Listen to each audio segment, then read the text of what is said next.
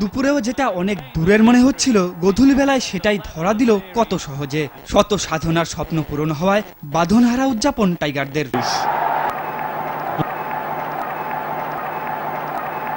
অথচ লক্ষ্যে ব্যাটিংয়ে নেমে 273 রানকে মামুলি বানিয়ে ফেলেছিলেন অ্যালিস্টার কুক ও বেন ডাকেট। পাল্টা আক্রমণের পথ বেছে নিয়ে টাইগার বোলারদের উপর চড়াও হন দুই ইংলিশ ওপেনার।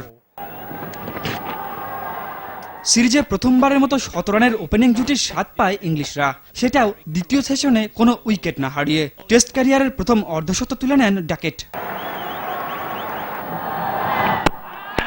তবে তৃতীয় সেশন হাজির হয় সম্পূর্ণ ভিন্ন রূপে। প্রথম বলেই ডাকেটকে বোল্ড করে অন্য কিছুর আভাস দেন মেহেদী হাসান মিরাজ। সময় গণনার সঙ্গে পাল্লা দিয়ে স্বাগতিকদের স্পিন আক্রমণে ছিন্ন ভিন্ন হতে থাকেন ইংলিশ ব্যাটসম্যানরা। কোনো জুটি গড়ার সুযোগই পাননি রুট ব্যালেন্স মঈন আলীরা। প্রথম ইনিংসের 6 উইকেটের সঙ্গে এই ইনিংসেও 6 উইকেট নিয়ে ইংলিশ বধের মহাকাব্য রচনা করেন মিরাজ।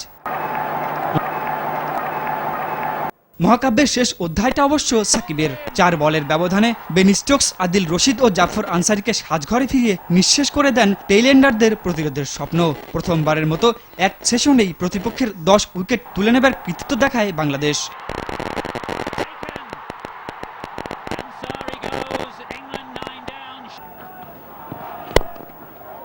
দিনের শুরুতেও ব্যাটিংয়ে নিজেদের প্রমাণ করেন স্বাগতিকরা।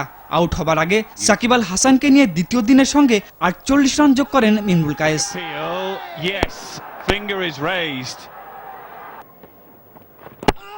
যদিও এই ইনিংসেও ব্যর্থ টাইগারদের মিডল অর্ডার। বড় টার্গেট ছুড়ে দেবার যে সম্ভাবনা তৈরি হয়েছিল বেন স্টোকস ও আদিল রশিদের কারণে, তাকে বাস্তবায়ন করতে পারেননি মুশফিকুর রহিম, সাব্বির রহমানরা।